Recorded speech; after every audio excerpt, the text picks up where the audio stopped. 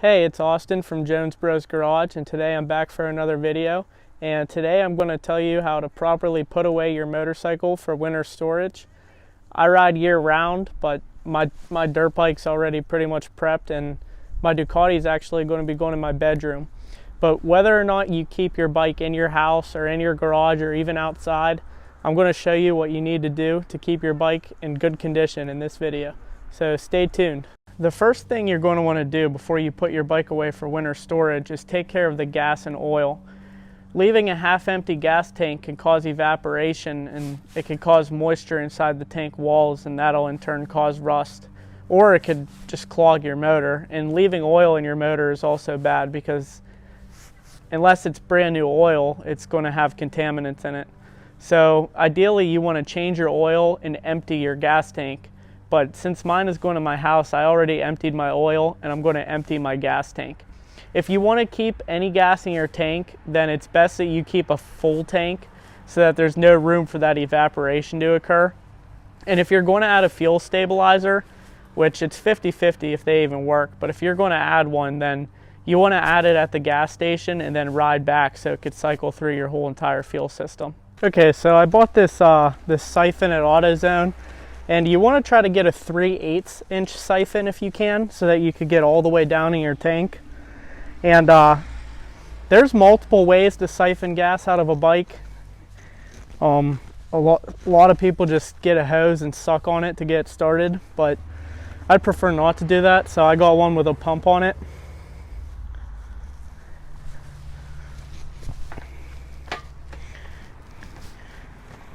You just get that all the way down in your tank and into a can and start pumping.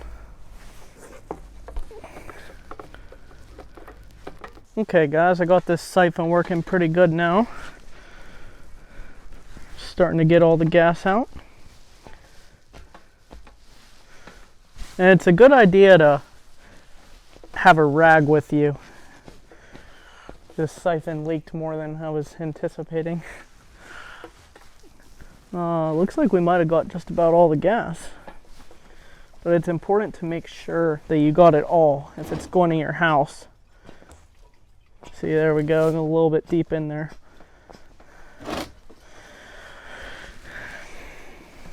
It would be helpful not to have such a full tank also. Oh, there we go. See, you get down deep in there and there's more. Yeah, it's really flowing. Okay, so the tank is completely emptied. Let's do one last little check just to make sure.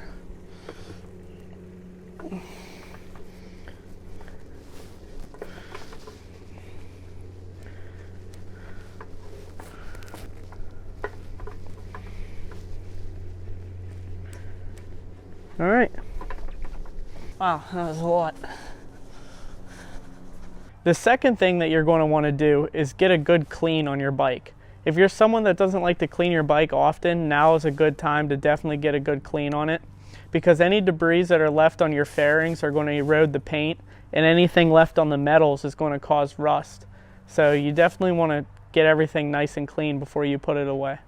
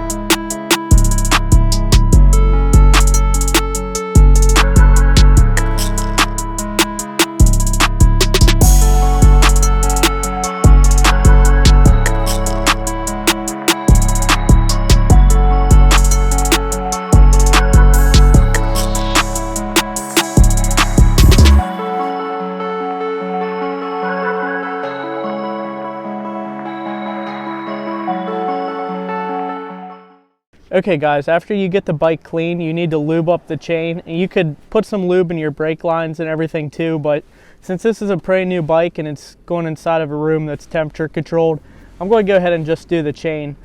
And now it'd be a good idea not to drain your gas before you do your chain, because once your chain is lubed, you definitely want to ride it up and down the street just to help everything soak into the sprocket. But obviously I already drained my gas, so I'm not going to be able to do that, and that's all right. Now, I don't have a stand at the moment. I ordered a rear stand, but it's not here at the moment, so I got my brother to help me out. Show him how we do this. Now, this is a ghetto way to lube your chain, but you could actually pull the bike towards the kickstand. And we're just going to start with some water and spin the tire. Keep it held up, man.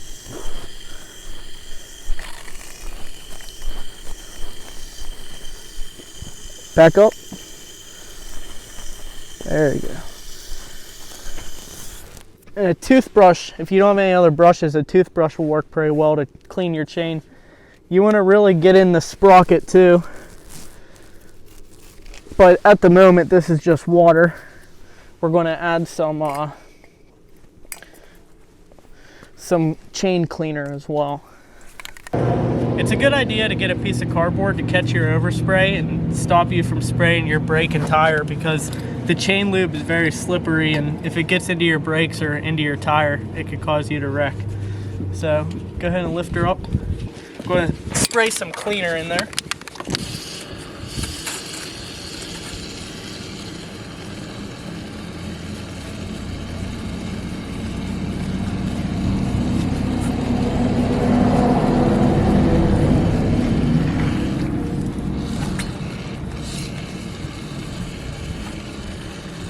Just want to make sure you get every link. Let that sit for a minute or two. Then we're going to take our toothbrush and make sure we get all of the crud out of the chain.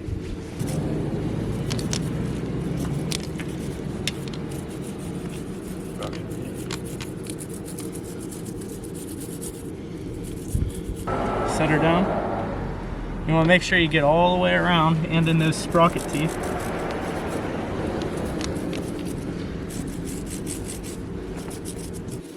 Give me a quick spin.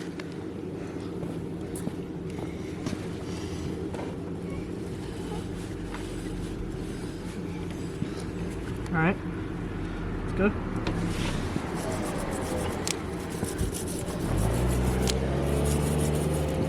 Now you're going to spray the chain with water until the water starts to run clear.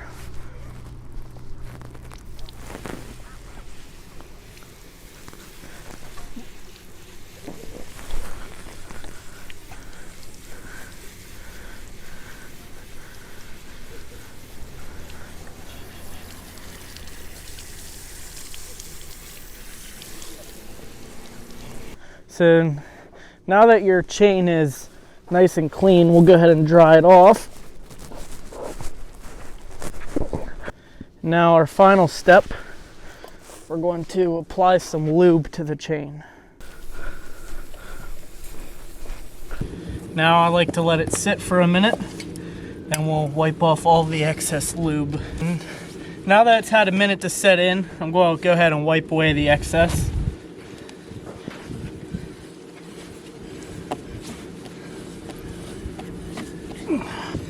Alrighty. Now, obviously this isn't the most efficient way to clean and lube your chain, but if you don't have a lift, then this will work just fine.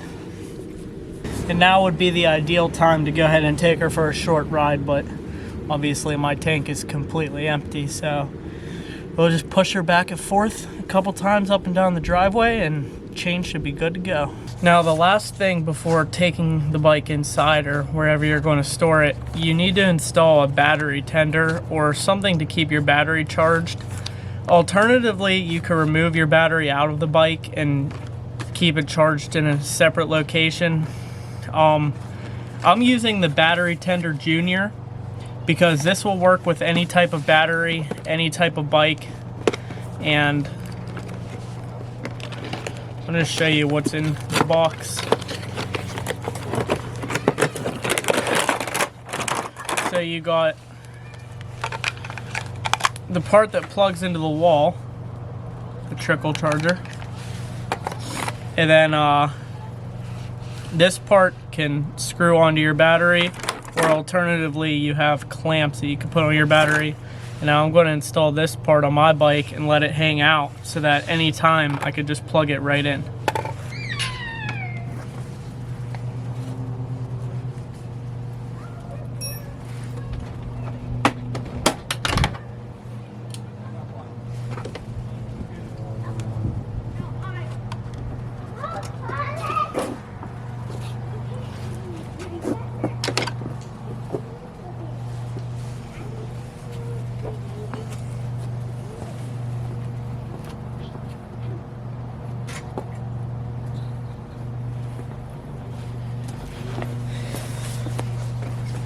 And hopefully your guys' fenders will be easier to remove than a Ducati Panigale is.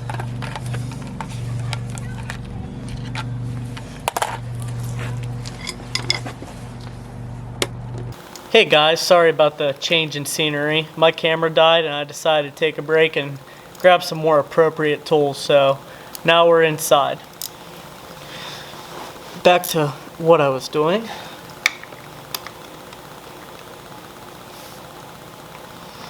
Pain to get these bolts off on the battery. Voila! Just connecting my connector for the battery tender junior. And after this, it'll always be on here. So I'll never have to worry about it again. There we go. Connect it. Now to put this fender back on and then we'll be good to go. Alright guys, we got the bike all back together, and get my camera to focus over here. You could see the lead for the battery tender comes out right in here. And that's good for now. I don't know where I'm going to eventually have it stay once I take the bike out of storage, but for now that's perfect. Can plug right into my wall. It's all tucked under the fender.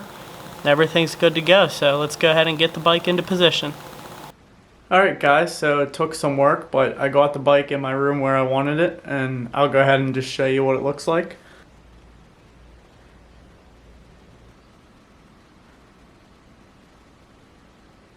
You know, a lot of people get Christmas trees, but I just happen to have a Christmas bike, so I'm in the holiday spirit, and my bike is now inside for the winter, so feeling pretty good. So here's the setup I got with the battery tender, and you can see it's just plugged in right here. Nice and easy. Alright guys, so mission accomplished. That's everything you need to do to get your bike ready for winter storage. The last thing is, if you're going to keep your bike outside, then you might want to get a weatherproof cover. And if you're going to keep it in your garage, you also would probably want to get a cover just to protect it from dust. Now, the other thing is you could get flat spots in your tires. With these modern bikes, that's pretty rare for that to happen. But regardless, I couldn't get mine on stands because it's a little tight in here. So every, couple of weeks, you might want to roll your bike back and forth. Personally, I'm not even going to bother because I highly doubt that these tires are going to get flat spots in that short amount of time. Okay guys, thank you for checking out my video. I hope you found it helpful. If you did, then go ahead and leave a comment. I'd like to thank you guys for 1,000 subscribers. I finally reached my goal. Very happy about that. If you'd like to support me and my channel, then go ahead and subscribe and give that like button a little finger action too. That helps me a lot. Thank you guys. Is that back wheel going to hit the track? Yeah, a little bit. What do you mean, yeah, a little bit? Is it going to go up or? It's going to go up.